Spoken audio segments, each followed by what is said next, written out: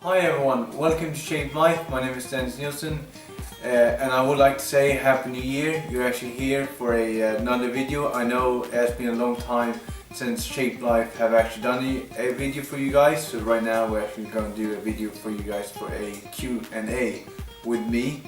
And basically we will actually go through 3 common questions we usually get on the website that people ask for. So I'm actually going to do a video on those questions. So let's get started. Okay, so the first question we usually get on the Shape Life website is healthy eating expensive? My answer to that is no. Okay, the reason for it is because usually when people think it's expensive, it's actually because they don't organize themselves and prepare themselves. When I mean organize, they don't organize themselves of looking at what type of food they actually need to buy for a week, which supermarkets is cheaper, and also when they actually buy the food they can always check what is my budget, you know, and then later they just go through, yes I could afford this, maybe not this week, etc. Those kind of things is very important. And also cooking your meals at home, you know, it's a lot cheaper than going out and buying your food in a restaurant. I mean, when you actually go to takeaways or anything, or even take your family or anything, it can go from £20 to over £200 on just a bill of going out for dinner, you know. And with Shape Life programs and everything, especially in the nutrition side, we always try to make it very affordable for people, and an easy and convenient way how we could actually buy those food and also cook them. But to be honest, it is not very expensive. You just have to prepare yourself, organize yourself, and then make sure what you actually need to buy, or you also need to know your budget for that week, and then later everything will be fine, you know. So some people as well go to different pubs, go out drinking, and they spend more than £80 just from that night. So I mean, usually, I mean, depends what kind of nutrition program someone's following, but usually it's no more than £80 per week, you know. So I mean, if you think it that way, it's a lot cheaper. So yeah, so now we move into the second question. Okay, the second question I usually get is, can I eat carbohydrates in the evening? Okay, now let me just rephrase that. If that means, can I eat carbohydrates in the evening to lose weight? Can I eat carbohydrates to build muscle? Can I eat carbohydrates in the evening to even gain weight? Yes, of course you can. Now the thing is, what most people don't realize is that usually when you train, okay, usually you actually need to have carbohydrates before you train, and as well as carbohydrates after you actually train, to replenish the glycogen you lost actually during your workout. Okay, now most people have jobs, most people actually train in the evening, so that means you actually need the carbohydrates to replenish your glycogen which you lost. Now end of the day, whatever you want to reach your goals and everything, you will need to know your calories, your macronutrients and your grams, etc., because those are very key important. Those are the ones would actually help you reach your goal. Now eating carbs in the evening, you should eat carbohydrates in the evening as well, because if you actually think about it, your preferred primary source of energy actually comes from carbohydrates. So I mean, if you cut out carbohydrates, you will feel very tired, etc. I would strongly suggest hiring a nutritionist who actually knows and learns how your body works, etc., so that they can include those carbohydrates in the evening for you and make you full and energized, and also reach your goals. So carbohydrates in the evening will not make you gain weight or etc. Unless the only thing that will make you gain weight or lose weight or build muscle is your calories and your macronutrient ratios. So you have to hit a specific number for each person of those things, and those factors would actually help you either lose, gain or build. So my answer to all of this is yes, you can eat carbohydrates in the evening.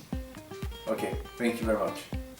Okay, so the third question I usually get is that how can I make my food taste better and spice up my food without adding too many calories or too many grams of fat or carbs, etc. And I got a few different spices and ingredients I usually use to cook my meals in, which are relatively low calories and does not contain too much of anything. So I mean, the first one is cooking spray. I usually pan cooking spray is low in calories, can't contain that much fat, and I usually use this to cook my meats, etc.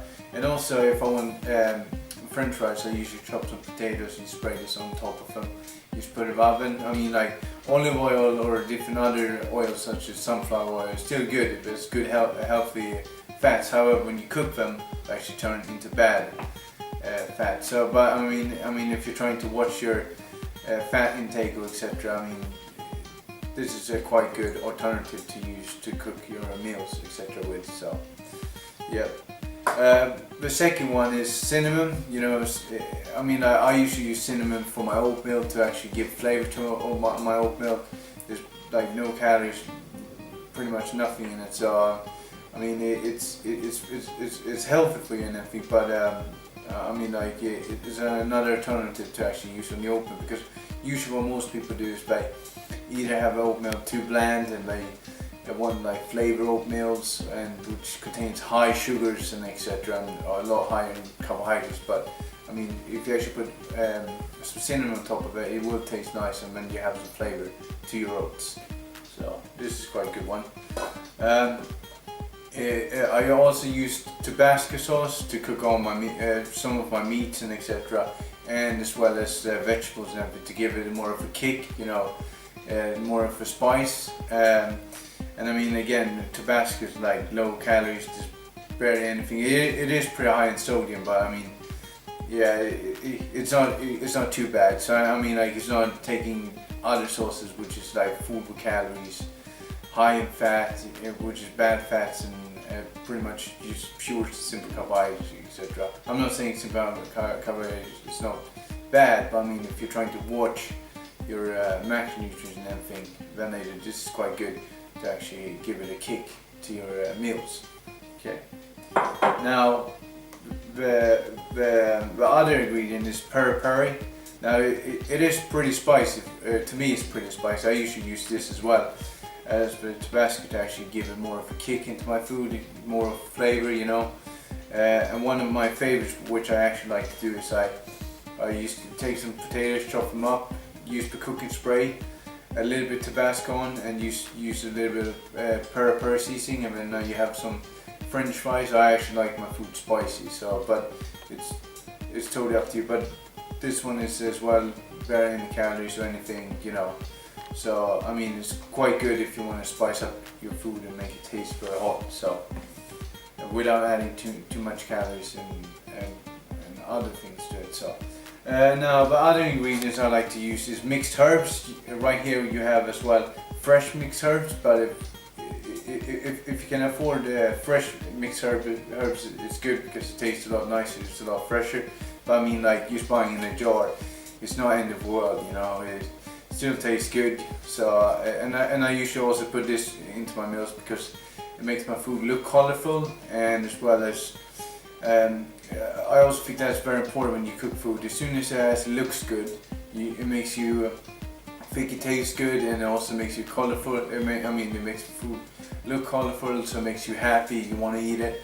If it doesn't, then later you don't want to eat it. Then later you're probably not going to eat it, and probably not going to stick to eating those foods, etc. The main thing is just to be creative about your food. How you prepare your food, how you cook it, and through my website, I think we will do different vlogs and different recipes to show you how to cook different foods and spice them up and make them look pretty, and also they taste very good. So I mean, healthy eating is not hard to make a food taste good. So I mean, if you go on our website, we will show you how to eat healthy and enjoy the food you actually want to eat. So okay, so that's my spices, and thank you very much for watching, and I'll see you next time.